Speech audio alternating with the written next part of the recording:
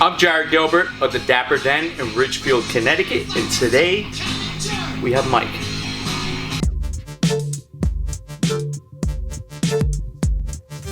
Mike, what are we doing today? Probably like a mid skin fade up to about right here. I don't really do on the top, so maybe just scissor down or something like that. Any product? Do you use any product? No, I don't use any product now. Okay, so what about with the beard today?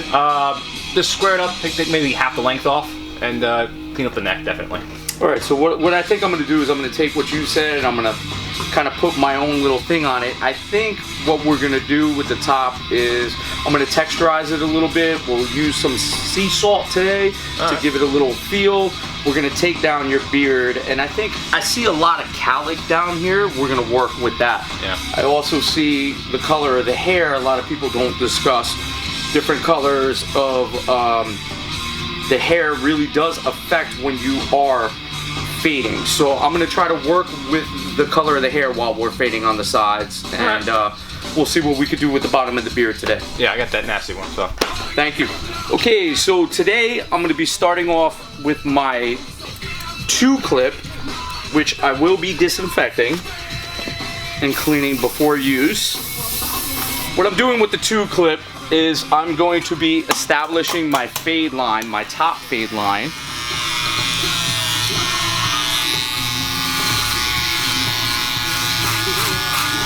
Which you will see right here. And then we will do the bottom fade line with skin.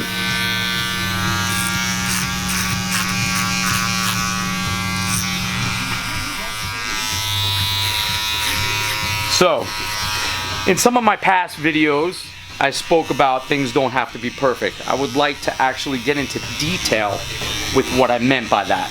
So when I'm doing this top fade line, all this from here down is gonna be gone. It's gonna be skin eventually. So I really can leave this choppy if I need to.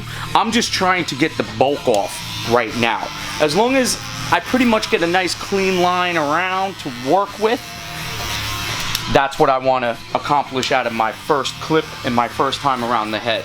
As you can see, it's not clean. It doesn't need to be perfect. Now, I'm taking my clip off and I'm establishing my mid-fade line. So I'm kind of going a little lower than I'm gonna fade. I'm probably gonna go a millimeter higher than that, but I'm gonna leave myself space. This line doesn't need to be perfect, and when I say perfect, I mean straight, because the whole idea is that you're gonna be going from skin to a small amount of hair to a longer amount of hair, and the blend. So that's the whole fade process. It's going to be faded and blended. So there will be no hard lines. Some people feel comfortable with a nice clean line with the T-outliner and then going in with a foil and this and that. Now, over the years, everybody pretty much gets their own techniques. I personally feel comfortable with doing this because I know I can blend all this out where none of this line work is gonna look the way it is now. And that is with different techniques that you feel comfortable with. And, you know, you might disagree with me. You might agree with me. Please comment and let me know what you feel is the best way for you. Back to the haircut here. I still have the sloppy lines, like I was saying before. I'm actually using the wall half clip. James talked about this before with different settings. This is the 116 or the 15 mil. It depends on how you look at it. What I'm gonna do is I'm gonna go open and I'm just gonna establish a little more of a blend. Now, it's not going really to get rid of any of these lines. I just want more area to structure lines where I will feel comfortable taking those lines out. I notice it's not really doing anything. I'm lowering down a little bit to more of a half setting on my clipper itself. Now, it looks like I'm going straight up, but I'm not. If you look at the clip itself, there's a curve. So if you go flat against the head, you're not going to touch anything. If you go flat and you push in, that's the surface that's actually cutting. But when I cut, I'm pulling off. I'm using the curvature of his head to actually get that fade out. And I'm going back and forth with the sizing while I'm doing this. What we got now is a little more of a blend. Like I was saying, you could slowly start to see the blend. If you look, the hair is still darker from here to here, and then down bottom is the 000. Okay, so what I'm doing is I'm slowly getting rid of this line. Okay, that's the fade. So what's gonna happen now is I'm gonna take my clip off, and we're gonna slowly start from where I started to begin with my bottom line, which was the 000. Okay, so that is the wall. It is all the way up.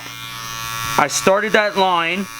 Now what I'm gonna do is I'm gonna open it up ever so slightly from where it was before, and I'm kind of gonna scrape. As soon as I hit that line, I'm scraping, and I'm slowly opening it up more. See the distance? Open and close, open and close.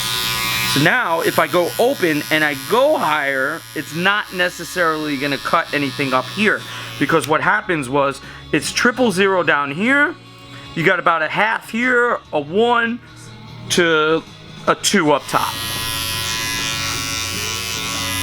So I'm just going back over, and I'm slowly getting rid of that bottom line again. Some people will have a technique that will do this faster.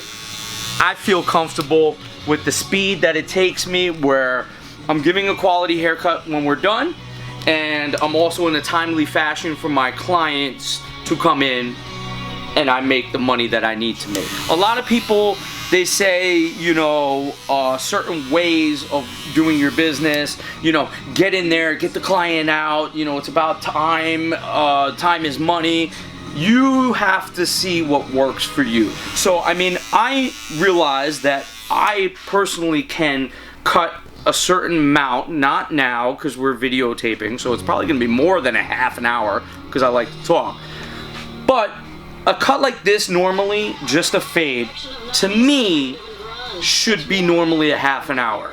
I could probably bang it out in less, okay, where it would still be very presentable, but I like to have it half an hour. I like to talk to my client, even though my client's not talking right now. Oh yeah, you're doing talking for both of us. There you go. Good job, Mike. But Really in the long run, there's a thin line. One thing I would like to discuss is for the barbers out there. I want to know roughly how long a fade like this should take you. Pretty much, my appointments are half-hour appointments just for the fade.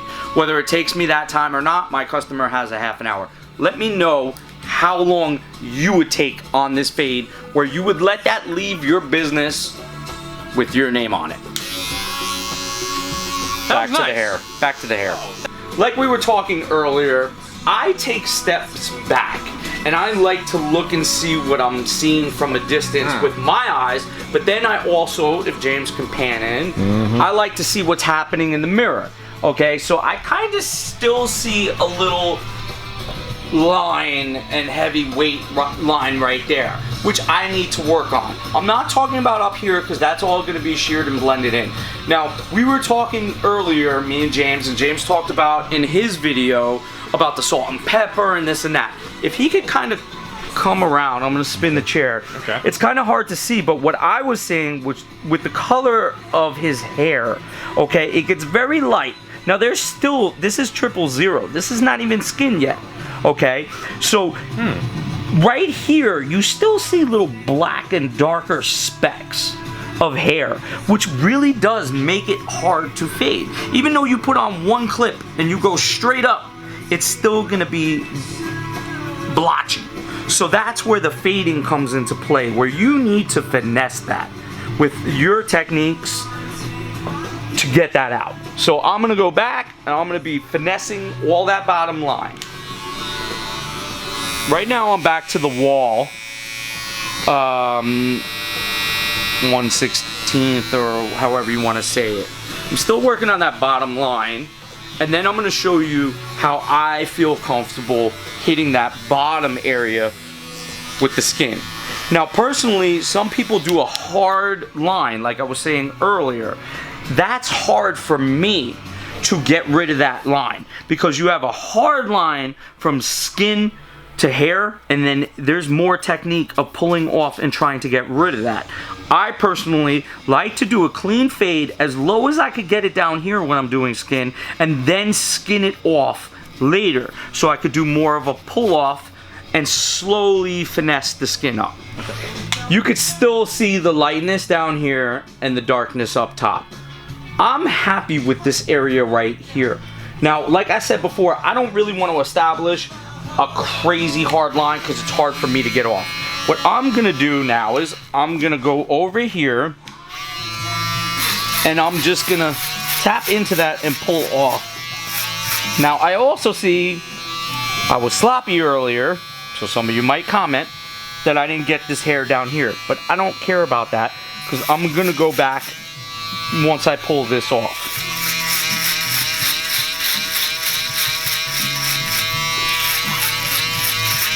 So you might start to see a line, but it's not a drastic hard line. I'm not stopping. I'm seriously pulling off, and then I will be able to just pull off with my liner. Sometimes I'll stretch the skin to actually get in there with the foil. So it will pull the hair out a little bit. This is a fantastic, fantastic product, okay? The Babyliss Pro. It's almost like seriously to skin, but I mean it's almost as close as you would be with the razor blade itself. I'm still working on this area. I still have a little bit more to go down here with the fade, okay? I cleaned up a little bit more around the ears. Me and James were talking, and they're gonna want to go with more of an angled faded line in.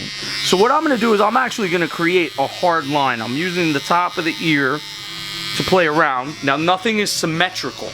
I'm going to have to actually use some of my eyesight to see if it's symmetrical. But like I said before, it doesn't have to be too clean of a line because we're going to fade it out. Now what I'm going to do is I'm going to start to clean up this bottom area here with the foil, and then I will blend all this.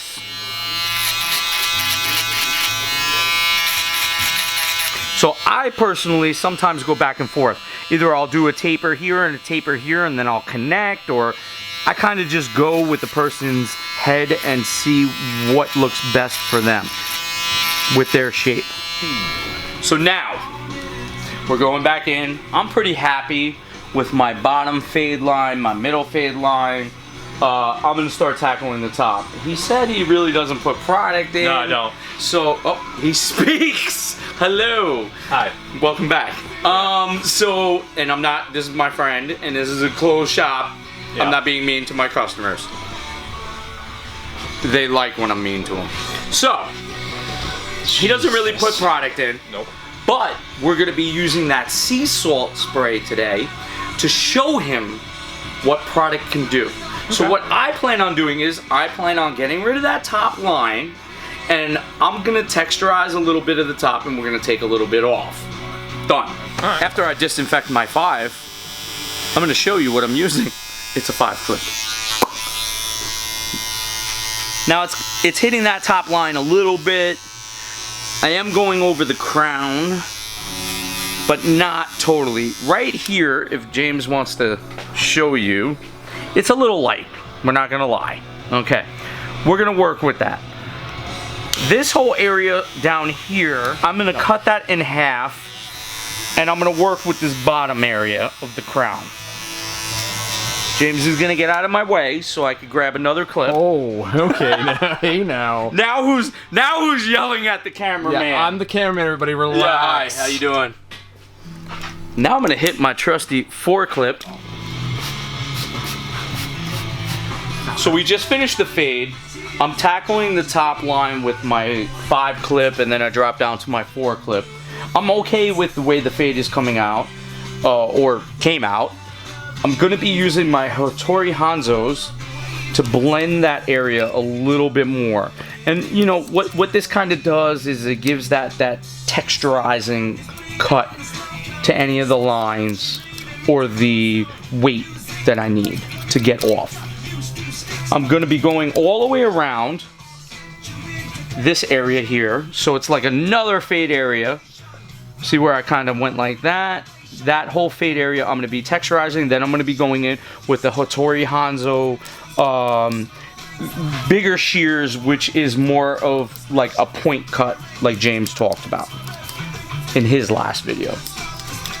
Okay, so now I'm switching over to my other Hattori Hanzos. What I spoke about earlier is the big gap in these compared to the thinner gap in the other ones.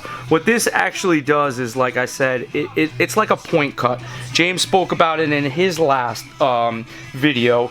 I really like this because it, like I said with the barbering, it will cut down on your time. You're not really sitting there sectioning and doing things. I really personally like this, where I go across and that point cuts enough and texturizes enough where I'm happy with it. Now, I also said with the color of his hair, it plays tricks on you. James spoke about this with the salt and pepper as well. There really becomes a point where you got to say, okay, I'm done with the fade. You have to walk away. If you continue hitting it, you're going to do damage to the fade, and you're going to pretty much have to start over. So I'm happy with what I did with my fade. Now I'm texturizing the top. I'm working with that, and we're going to finish that.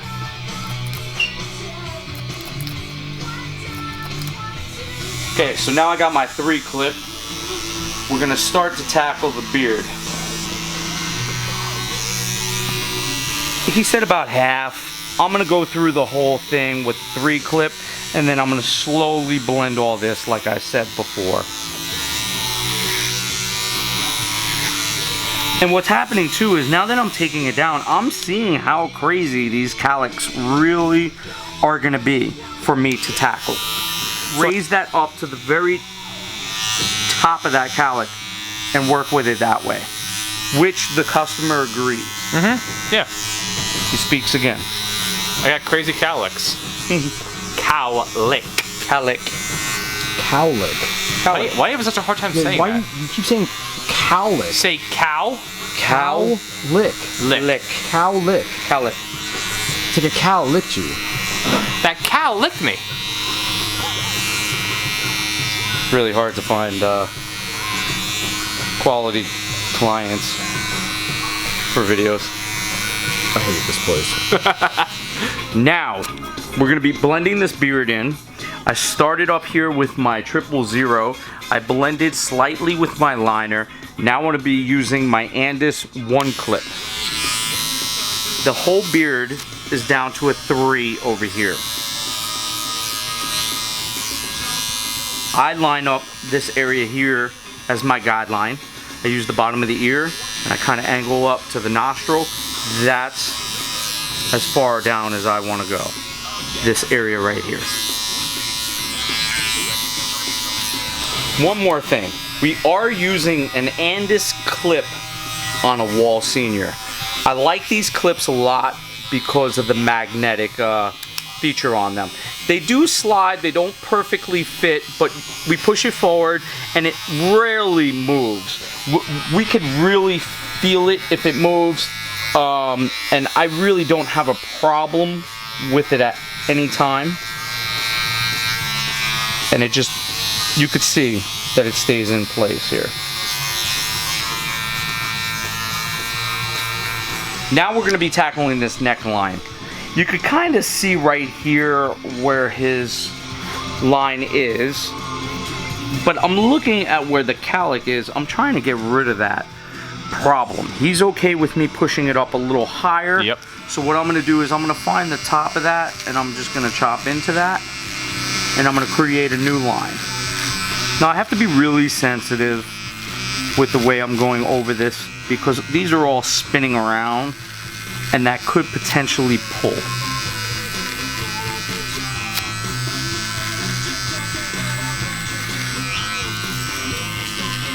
Now, as you see, I'm also flipping this upside down so it's not gonna pull and grab in certain areas.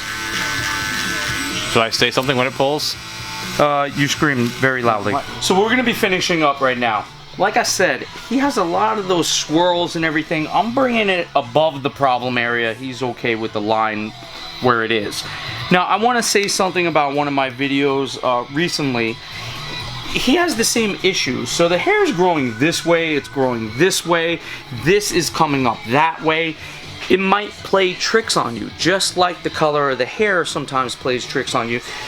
The growth of the hair will play tricks on you.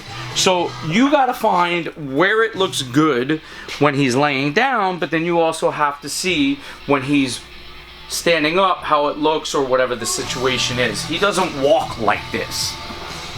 But when he's up top and I shave this down, as long as it's symmetrical to his face, that's a proper line. So we're just gonna finish up this line work now.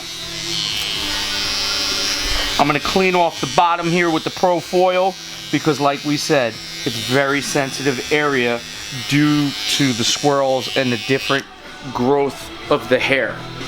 So I'm gonna hit this with the Pro Foil and then we'll come back to this after that.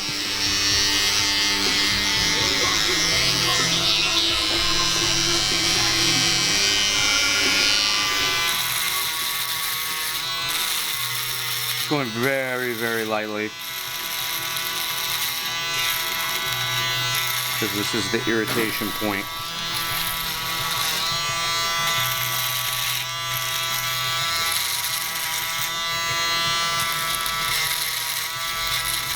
Now we got the hot towel.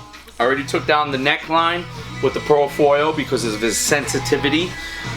We're gonna put the towel on to help those pores down there, as well as soften the hair up top for me to straight razor shave. Is that too hot? Oh, you're perfect. Thank you. Good. So now I'm just gonna put a little shaving gel up top here. Rub that in. We're gonna leave that natural. Now, when I spoke in other videos about leaving natural, sometimes I still line it, but tap the line. This time we're not gonna do anything. I'm just gonna catch a line right here for him, up top. So I'm looking here, I'm seeing how the light spot is and where I want to put the line, kind of lining it up with the lip. Now, even though there's no hair there, I'm still pretending that there is, because that's where I want the line to be.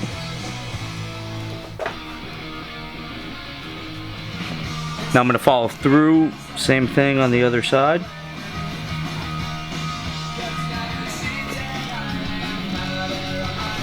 I'm always covering this area just in case, and also stretching the skin while I'm doing that. And right now I'm looking for the same thing, the light area. Take a step back. I'm going to look at my lines. I'm going to have him actually slide perfect right there. Look up a little bit that way, right there. So I'm double checking my lines from a distance. I'm gonna clean this up and then I'm gonna lift him up and see what it looks like straight on. So Mike, what are we gonna be doing with your eyebrows today? I need 2 of them. 2 eyebrows? Yeah, I like that unibrow thing going on right here. Okay, if you can clean it up and get some of the wild hairs down, that'd be great. Perfect, perfect. So I'm just gonna be cleaning up some of this real quick. I'm gonna take down the length and then I'm gonna hit it with a razor for him a little bit. I find the Andis one clip all the way open or a little closed is usually where I wanna be, and I don't really go in hard, I just kinda tap at it. Sometimes I'll use the liner with the comb as well. I go back and forth with techniques.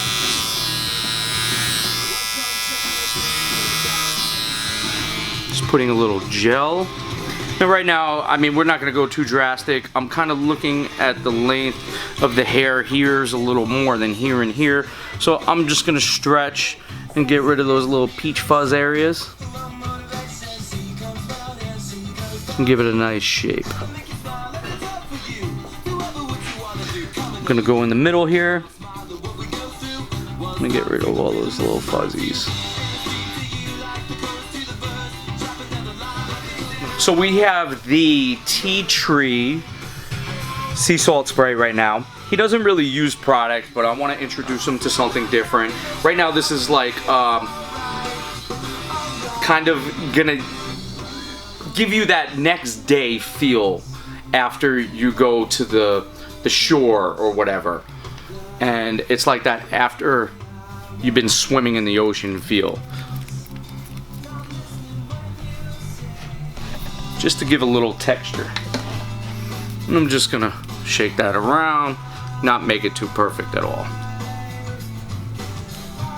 So now we're gonna be putting in the Temple Smoke Styling Balm. It also smells very good. How's it smell? It smells really good. And we're just gonna be using a little bit of that on his beard for him. Like I said, he's not really into too much product, but I'm trying to introduce him into something different as well.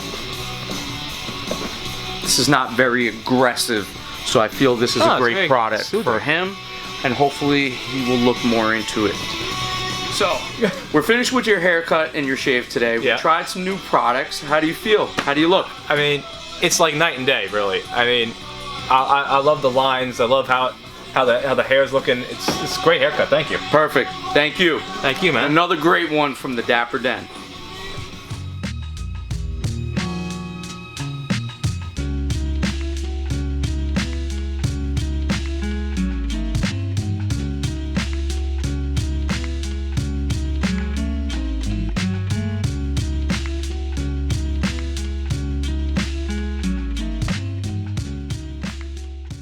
All right, guys, stop. Before you watch our next video, let me tell you, our sea salt spray. This product is amazing for your hair. It gives movable texture. It's like a dry shampoo, so if you go in between days of washing your hair, it'll help your hair extend a little bit longer, and it smells absolutely amazing. Find it over at beardbrand.com.